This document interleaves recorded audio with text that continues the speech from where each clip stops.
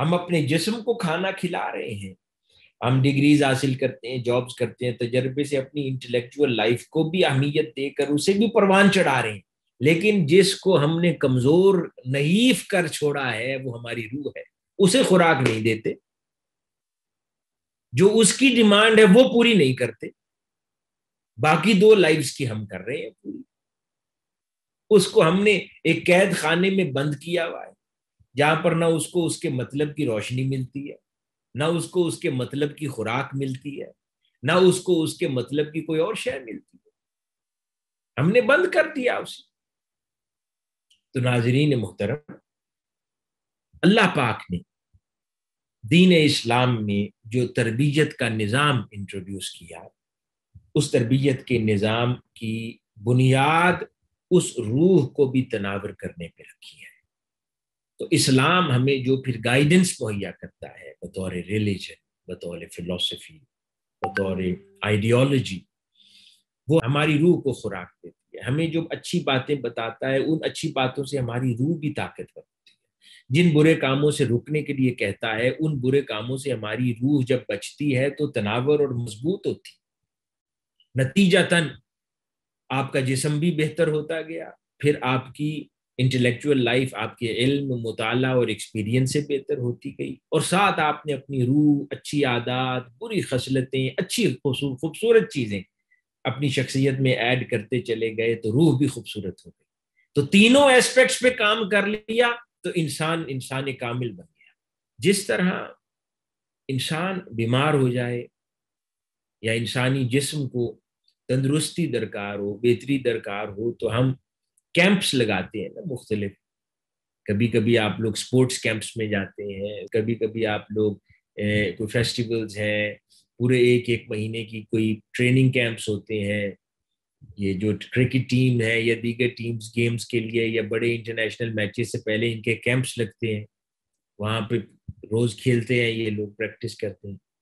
Exercise کرتے ہیں، اور دیگر اور بھی ہر چیز کے لیے آپ ایگزامز جب ہوتے ہیں تو ایگزام سے پہلے آپ بالکل ایکسکلوزیو قسم کے سیشنز کرتے ہیں، کئی بار ریویو کرتے ہیں اپنے پورے کریکولم کو۔ تو حاضرین محترم، یہی روح کی بہتری تیاری اور اس کو استعداد دینے کے لیے اللہ پاک نے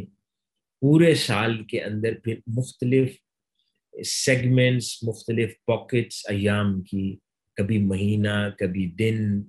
کبھی ایک رات، مختلف پاکٹس پورے سال میں اللہ پاک نے وہ اسپریچول کیمپس کی صورت میں رکھی ہے کہ جو لوگوں کو موٹیویٹ کریں، انوائٹ کریں کہ بھئی سارا سال جو روٹین میں رکھتے ہیں آپ اس کو بریک کریں اور اب تھوڑا روح کی طرف توجہ دیں، روح کو بہتر کرنے کی طرف توجہ دیں، بریک کریں اپنی غیر ضروری روٹینز کو اور تھوڑا سا اس طرف آ جائیں۔ تو رمضان المبارک بھی انہی خوبصورت اور عظیم کیمپس میں سے ایک کیمپ ہے کہ جس کو اللہ پاک نے بہت خوبصورت بنایا ہے اور اس کو ایکسٹرا آرڈینریلی موٹیویٹنگ بنایا ہے، اور اس کے اندر پھر بہت سی برکات پوشیدہ کی ہیں کہ جب بھی کوئی اس کیمپ میں آتا ہے، جس کیمپ کا نام رمضان ہے، پورے مہینے کے لیے، تو وہ جو بھی ایفرٹ کرتا ہے اس کے ریزلٹس ملٹی پلائی ہوتے ہیں،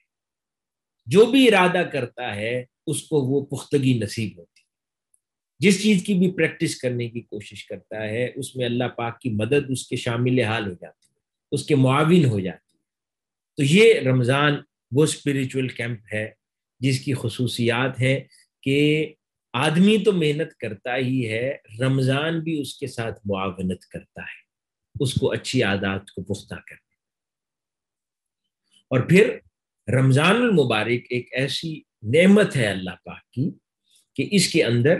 اللہ پاک نے ایسی خصوصیات رکھی ہیں کہ یہ انسانی زندگی کے تینوں پہلوؤں کو ایڈریس کرتی ہے۔ باقی ساری راتیں جو ہیں وہ انسان کی اسپریچول لائف کو ایڈریس کرتی ہیں، کبھی 15 شعبان ہے، کہیں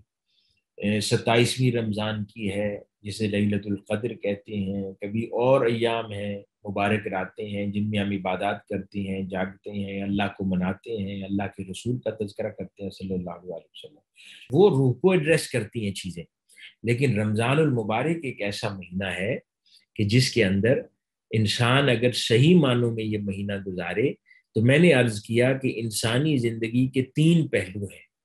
تو رمضان المبارک تینوں پہلوؤں کو برابر ایڈریس کرتا ہے،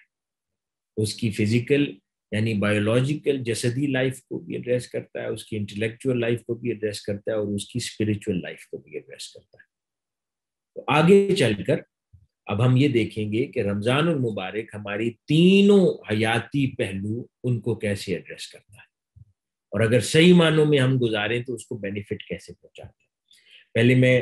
کچھ احادیث مبارکہ کی روشنی میں کچھ رمضان المبارک کی خصوصیات اور فضائل ہماری آڈینس کے لیے میں گوش گزار کرتا ہوں۔ بہت ساری چیزیں ہم نے پہلے سن رکھی ہوں گی، کئی چیزیں نہیں سنی ہوں گی، کئی سنی ہوں گی تو ان کا اعادہ ہو جائے گا، تاکہ ہم اس کی فضیلت اور اہمیت کو سمجھیں۔ اس کے بعد پھر ہم ڈسکس کریں گے کہ یہ ہمارے تینوں پہلوؤں کو کیسے ایڈریس کرتا ہے۔ ناظرین محترم، حضرت سلمان فارسی رضی اللہ تعالیٰ عنہ ایک جلیل القدر صحابی رسول ہیں صلی اللہ علیہ وسلم۔ آپ نے ارشاد فرمایا کہ رسول اللہ صلی اللہ علیہ وسلم نے شعبان کے آخری دن ہمیں خطاب فرمایا اور فرمایا کہ اے لوگو، تم پر ایک عظیم الشان اور بابرکت مہینہ سایہ فگن ہو گیا ہے، یعنی کہ جس دن شعبان ختم ہو رہا تھا اور اگلے دن رمضان کا آغاز ہو رہا تھا، آقا علیہ الصلوۃ والسلام نے صحابہ کرام سے خطاب فرمایا اور ارشاد فرمایا کہ اے لوگو، تم پر ایک بابرکت مہینہ سایہ فگن ہو رہا ہے، اس میں ایک ایسی رات ہے جو 1000 مہینوں سے بہتر ہے، جس سے مراد لیلۃ القدر ہے۔ پھر فرمایا کہ اللہ تعالیٰ نے اس مہینے کے روزوں کو تم پر فرض قرار دیا ہے، اور ان کے راتوں کے قیام یعنی تراویح کو اللہ پاک نے نفل قرار دیا ہے، جو کہ فقہا کے نزدیک سنت موقدہ ہے، آقا علیہ الصلوۃ والسلام کی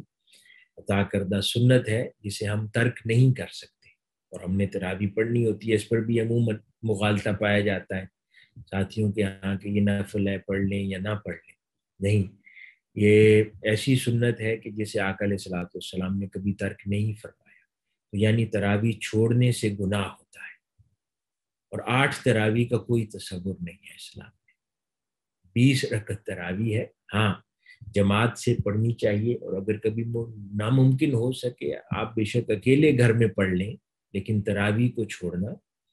انسان کو گناہ گار کرتا ہے۔ تو فرمایا کہ اس کی راتوں کے قیام یعنی تراویح کو نفل کیا۔ پھر جو شخص اس میں قرب الہی کی نیت سے کوئی بھی نیکی کرتا ہے، یا آقا علیہ الصلوۃ والسلام ارشاد فرما رہے ہیں، کوئی بھی نیکی کرتا ہے، اسے دیگر مہینوں میں ایک فرض ادا کرنے کے برابر سمجھا جائے گا، یعنی کہ اس مہینے میں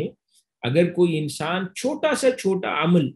جو کہ اس پر فرض نہیں تھا، نفل تھا، وہ کرتا ہے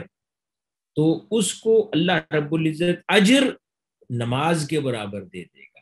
اجر اسے روزہ رکھنے کے برابر دے گا، اجر اس کو فرائض کے برابر دے گا، یعنی درجے میں اتنا ہر عمل کو اٹھا کے اس مہینے میں کر دیتا ہے۔ پھر فرمایا کہ یہ صبر کا مہینہ ہے،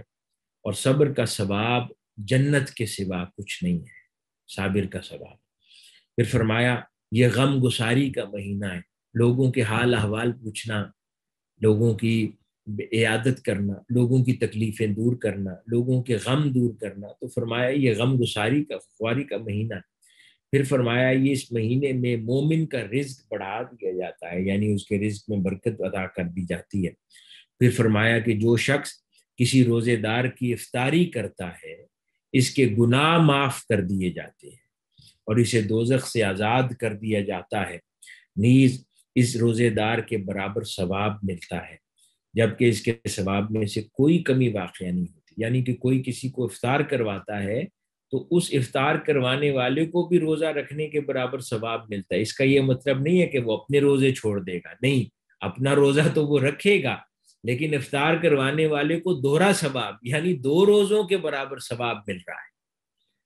کہ کسی کو افطار کروایا تو بھی 1 روزے کا ثواب مل گیا، اور خود اپنا روزہ رکھا اس پر فرض ہے۔ پھر عرض کیا صحابہ کرام نے کہ یا رسول اللہ صلی اللہ علیہ وسلم، ہم میں سے ہر ایک روزہ افطار کروانے کی استطاعت نہیں رکھتا، یعنی صحابہ کرام نے عرض کیا کہ یا رسول اللہ ہمارے حالات اچھے نہیں ہیں، ہم میں سے ہر کوئی تو افطاری نہیں کر سکتا دوسروں کی۔ آقا علیہ الصلوۃ والسلام، یہ بہت پیاری بات ہے، ہم اکثر لوگ اتنی زیادہ آرٹیفیشیلٹی میں پڑ جاتے ہیں کہ ہم نے آج افطار کرنا ہے دوستوں کا یا بلانا ہے، تو ہمارے لیے وہ پارٹی کا تصور ہے کہ ہم نے اتنا خرچ کرنا ہے اس کے اوپر۔ اگر میں نے اچھا افطار نہ کیا، لوگوں کے لیے بہت زیادہ ڈشز میں نے اویلیبل نہ کی ٹیبل پر، تو وہ بات کریں گے اس کے اور خلاف بات ہوگی یا مذاق اڑے گا۔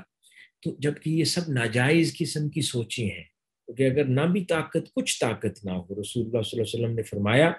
کہ اللہ تعالیٰ ایک کھجور کھلانے یا ایک پانی پلانے یا ایک دودھ کا ایک گھونٹ پلا کر افطاری کروانے والے کو بھی اتنا ہی ثواب اور اجر دیتا ہے۔ عالمی شہرت یافتہ شخصیت ڈاکٹر حسین محی الدین قادری کے علمی و فکری خطابات، رپورٹس اور ڈاکومنٹری سے مستفید ہونے کے لیے ابھی آفیشیل یوٹیوب چینل ڈاکٹر حسین قادری سبسکرائب کریں۔ اپ ڈیٹ رہنے کے لیے بیل کا بٹن دبائیں۔